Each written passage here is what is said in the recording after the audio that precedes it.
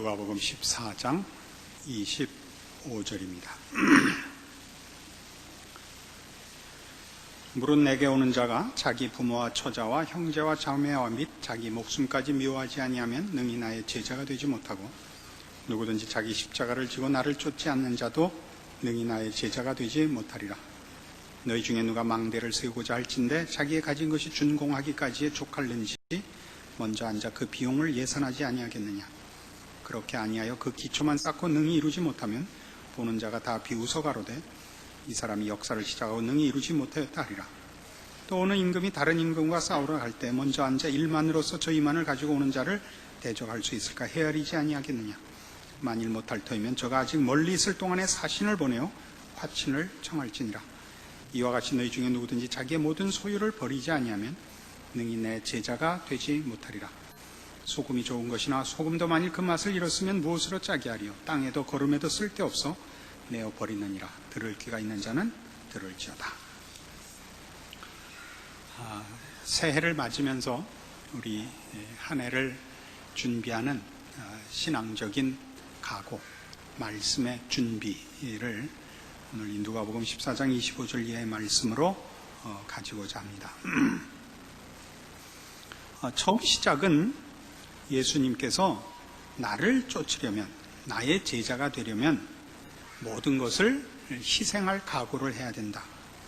자기까지 미워해야 되고 자기 십자가를 져야 된다. 이렇게 말씀을 시작하셨는데 그 하시는 말씀을 이해시키기 위하여 든 예는 조금 좀 난해합니다. 건물을 지을 때 미리 그 비용을 예산해 보아야 될 것 아니냐. 예산해 보지 않고 그냥 지었다가는 그 비용이 모자랄 때 그것이 짓담한 꼴이 될 것 아니냐. 또 하나는 전쟁을 할 때 이길 수 있는지 없는지 분명하게 판단을 해보고 전쟁을 해야지 만일 그렇지 않으면 질 것이니까 그럴 바에는 미리 가서 화친을 청해야지 무모하게 전쟁을 하면 망할 것 아니냐. 이런 예를 들면서 33절에 이와 같이 너희 중에 누구든지 자기의 모든 소유를 버리지 아니하면 능히 내 제자가 되지 못하리라가 됩니다. 계산해보고 해라. 그런데 이와 같이로 연결이 되는 겁니다. 여기서 말하는 이와 같이는 내가 가진 것으로 할 만한가 할 수 없는가를 분별하라는 그 내용으로 얼핏 받으면 우리가 신앙생활을 할 수 있는가 없는가 자신의 실력을 확인해보고 하지 못하겠으니 그만두자 이렇게 하라고 한 얘기는 아니겠지요. 그렇지 않습니까? 십자가를 지고 쫓아야 되는 제자도 자기와 자기 부모, 처자, 형제, 자매를 미워해야만 하는 이 길을 이런 각오 없이 마치 건물을 지을 때 준비하는 것 같이 계산해 보는 것 같이 전쟁을 할 때 사전에 이것이 이길 만한지 이길 수 없는지 중요한 일마다 미리 판단하고 확인하고 준비 없이는 덤벼들면 안 되는 것 같이 하나님의 사람으로 사는 신앙생활도 준비하고 덤벼야 된다 이거죠. 거기에 연결점이 있는 것입니다. 뭘 준비하라고요? 희생할 준비를 하라 이것입니다.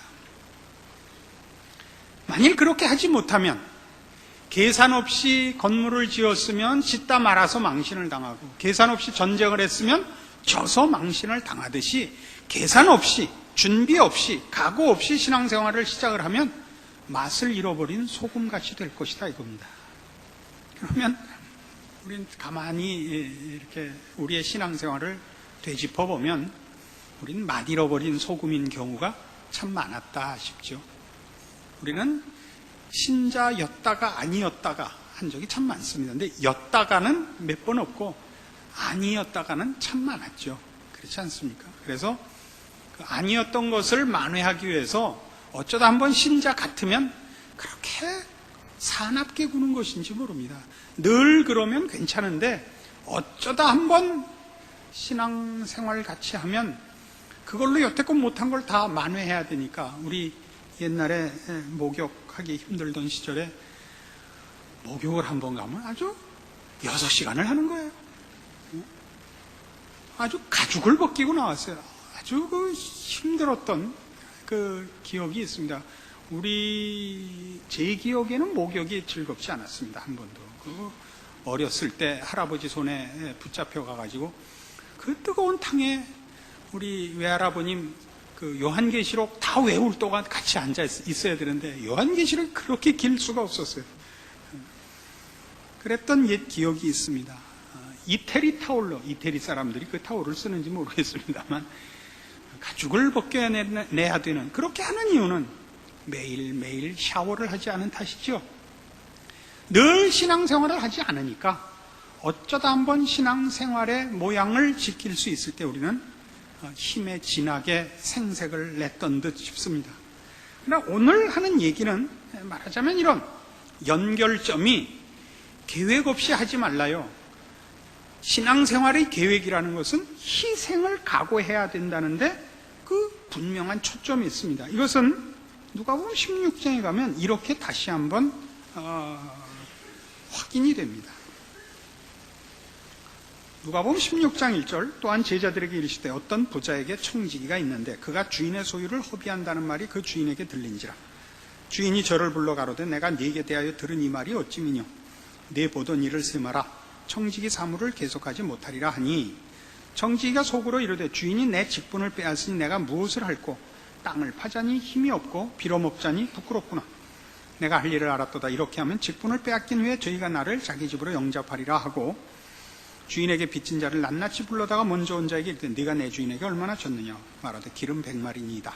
가로되 여기 네 증서를 가지고 빨리 앉아 50이라 쓰라 하고, 또 다른 얘기 이르되 너는 얼마나 졌느냐. 가로되 밀 100석이니이다. 이르되 여기 내 증서를 가지고 80이라 쓰라 하였는지라.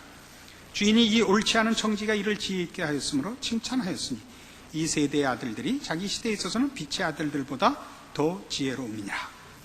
이 예는 이것도 오해받는 그 비유 중에 하나인데, 순전히 예수님이 비유를 든 핵심은 이 불의한 청지기가 쫓겨난 다음을 쫓겨나기 전에 준비했다는 데 있습니다. 내가 이제 쫓겨나게 됐는데, 쫓겨나면 청지기 노릇하는 동안은 그 청지기 노릇하느라고 받는 보수로 살았는데, 쫓겨나면 이제 내가 땅을 팔 수도 없고 빌어먹을 수도 없으니 어떻게 하면 좋으냐. 아직 기회가 있을 때 사람들에게 은혜를 입혀서 저들로 하여금 나에게 은혜를 갚게 하자라고 내일 일을 오늘 준비했다 이겁니다. 그래서 8절에 있는 바와 같이 주인이 이 옳지 않은 청지기가 이를 지혜 있게 하였으므로 칭찬하였으니 이 세대의 아들들이 자기 시대에 있어서는 빛의 아들들보다 더 지혜로움이니라. 이 세상 사람들도 내일 일을 오늘 준비해야 된다는 걸 아는데 왜 빛의 아들들은 내일 일을 오늘 준비할 줄을 모를까? 이런 지적입니다. 우리에게 있어서 내일 일은 어디죠? 영원한 나라입니다. 그 영원한 나라를 어디서 준비해야 됩니까? 지금 이 세상에서 오늘 준비해야 되는데 그걸 아무도 안 하고 있더라 말이죠. 세상 일은 준비하면서 여러분 애들 교육시키는 거 보세요. 애들 교육시키는 건 정말 힘을 다하여 시키고 있지 않습니까? 왜요? 좋은 학교를 나와야 돼요. 대한민국에서 살려면. 좋은 학교를 나와야 나중에 예수를 믿어도 구역장을 할 수 있다고. 어느 학교 나왔느냐가 거기도 쓰여요. 그러니까 그게 얼마나 중요해요. 그래서 애들을 잡는다고요. 그런 일에는 지혜로우면서 왜 영원한 나라의 준비에 대해서는 아무것도 안 하느냐 이거죠. 뭐만 했죠? 예수만 믿어놨지 아무것도 하는 게 없어요. 이 성경 한 번 편 적 없고 읽은 적 없고 읽은 대로 산 적이 없단 말이에요. 지금 그 얘기예요. 그래서 9절 이하에 이렇게 나와요. 내가 너에게 말하노니 불의의 제물로 친구를 사귀라. 그리하면 없어질 때 저희가 영원한 처소로 너희를 영접하리라. 지극히 작은 것에 충성된 자는 큰 것에도 충성되고 지극히 작은 것에 불의한 자는 큰 것에도 불의하니라. 너희가 만일 불의한 제물에 충성치 아니하면 누가 참된 것으로 너희에게 맡기겠느냐. 너희가 만일 남의 것에 충성치 아니하면 누가 너희의 것을 너희에게 주겠느냐. 이 불의한 일 혹은 작은 일 이런 건 다 우리가 이 세상을 살면서 맡은 일들을 말합니다. 우리에게 주어진 하루하루의 삶에 필요한 책임들입니다. 자기 맡은 바 몫을 해내는 것. 이 세상에서 우리가 해야 되는 거는 사실은 어떻게 보면 신앙생활로 따져서 그렇게 큰 일들이 아니고 훨씬 작고 수동적인 것일 겁니다.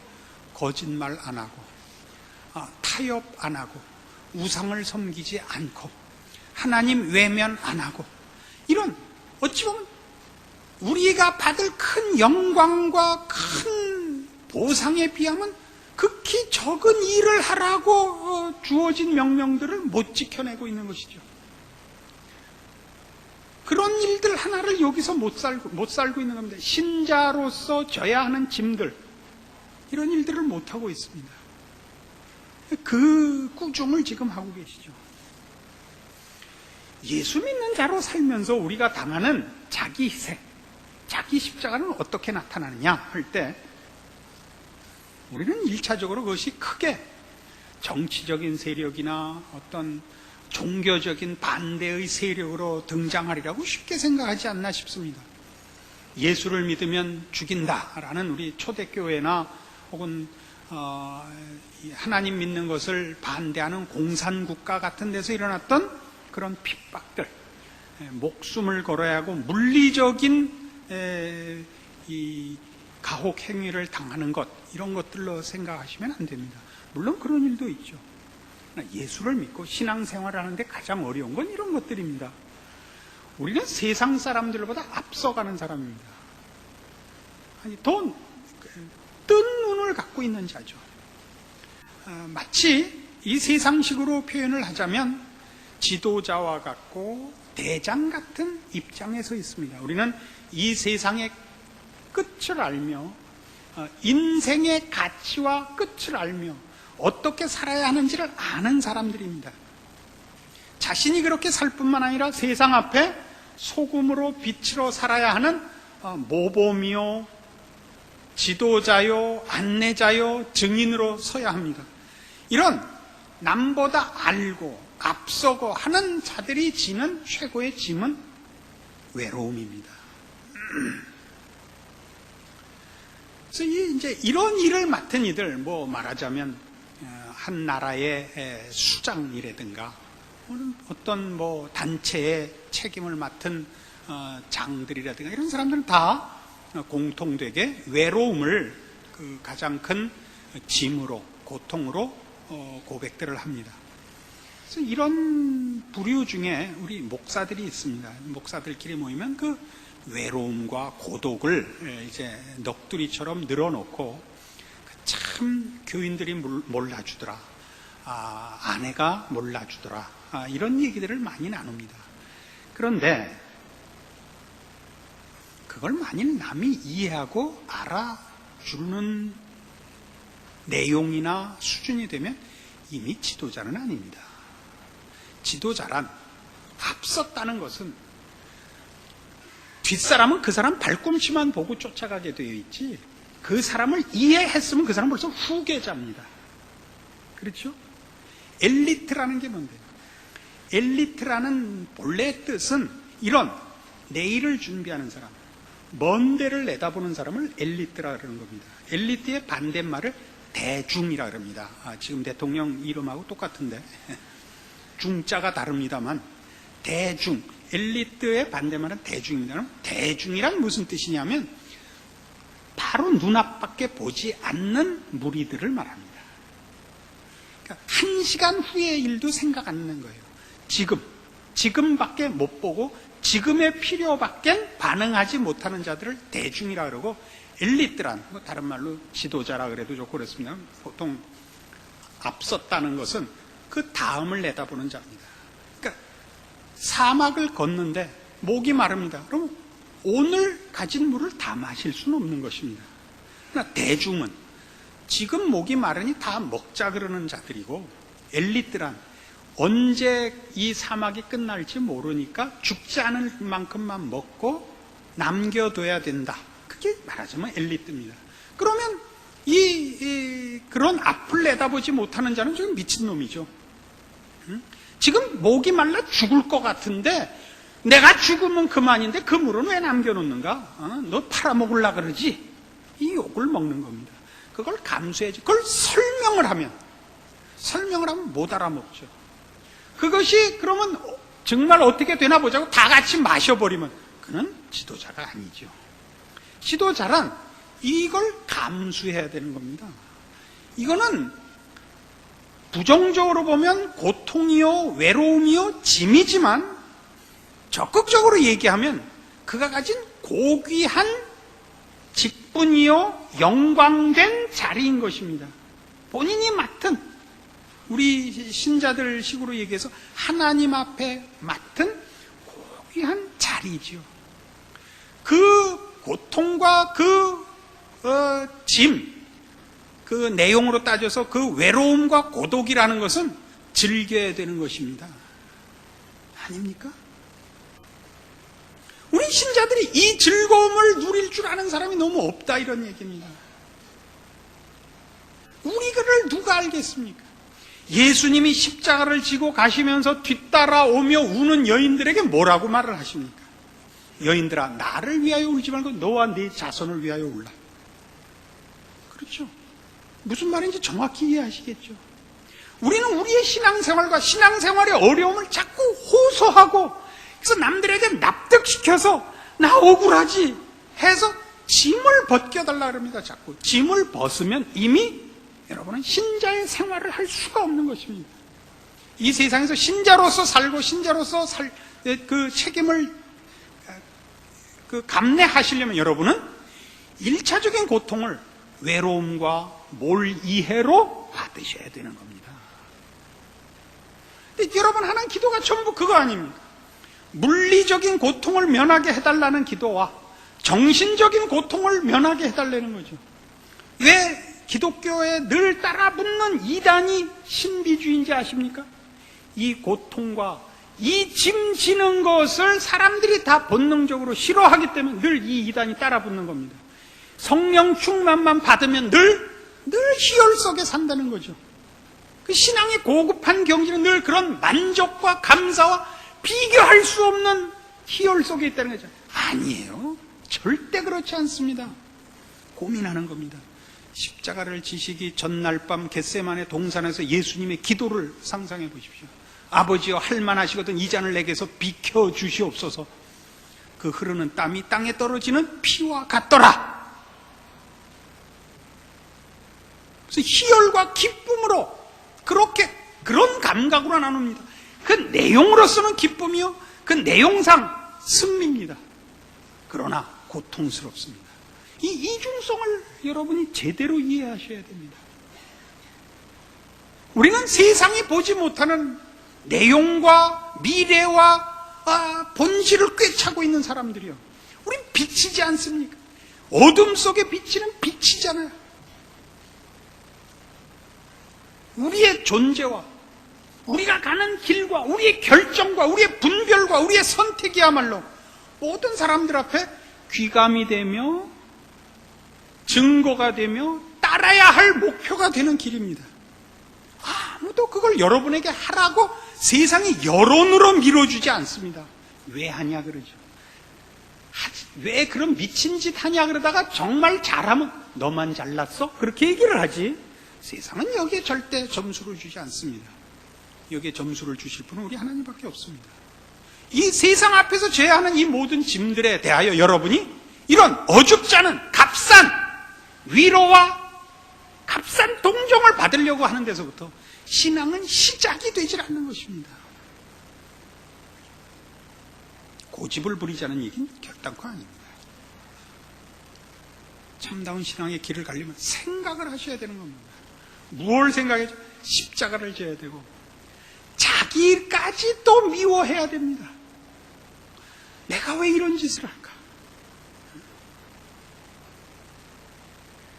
너무 고통스러워서 자기가 신앙생활 하는 것까지도 말하자면 싫다고요. 어떻게 하다 내가 욥의 고백이 그겁니다. 어찌하여 곤고한 자에게 빛을 주셨나이까? 이겁니다. 자기도 쉽게 하나님 없다 그러고 확 나가 디비져 자빠지고 싶다고요. 포기하고 싶은데 알거든요. 하나님이 계시고 하나님이 의를 요구하시며 하나님이 선한 길로 인도하신다는 걸 아는데 지금 당하는 일을 감당할 방법이 없어요. 그러니까 울지요. 그러니까 우는 거예요. 외면할 수는 없고 포기할 수도 없고 반대할 수 없는데 감당하려니까 너무 힘들어서 말이죠. 그 길을 가는 겁니다. 여러분 보고 뭐 비장해지라거나 처절해지라는 것이 아닙니다. 알고 가셔야 됩니다.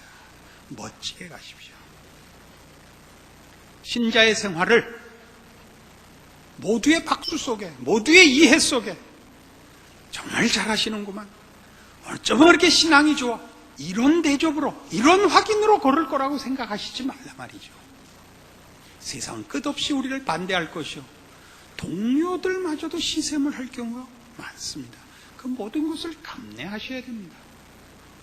예수를 판 자는 예수의 제자요. 예수의 수제자라는 베드로가 맨 나중에 그 결정적인 못을 가슴에 박지 않습니까? 저주하며 부인합니다. 다 굴기 전에 3번이나. 그 길을 걸으시는 겁니다. 예수님만이 걸으신 길이 아니요, 우리에게 요구하는 길입니다. 그게 신자의 길입니다. 그러나 그 길을 걸으면 여러분은 많은 열매를 얻으실 것입니다. 하나님은 여러분을 통하여 영광을 받으실 것입니다. 사람들은 여러분을 인하여 길을 발견하며 빛을 보며 우리를 인도하시는 하나님의 손길을 만날 것입니다. 이것이 성경이 우리에게 요구하는 신자된 책임이며 짐이며 자랑이며 영광이며 우리만이 해내는 특별한 책임들입니다. 이 한 해가 여러분에게 바로 이런 신앙의 결심과 각오와 내용으로 이어져서 신자로 사는 삶의 기쁨이 무엇인지, 그 자랑이 무엇인지, 그 고통과 외로움에도 불구하고 이 길을 걸어야 하는 이유가 무엇인지, 그리고 그렇게 함으로써 하나님이 얼마나 크게 역사하시는지 확인하는 한 해가 되기를 바랍니다. 기도하십시다. 하나님 아버지, 은혜를 감사합니다. 하나님께서 우리 주 예수 그리스도를 우리를 위하여 보내셨으나 우리의 손에 의하여 십자가에 못 박히게 하셨고 그 가신 길을 우리에게 다시 요구하고 계심을 말씀을 통하여 확인합니다. 이제 우리가 해야 할 일은 분명합니다.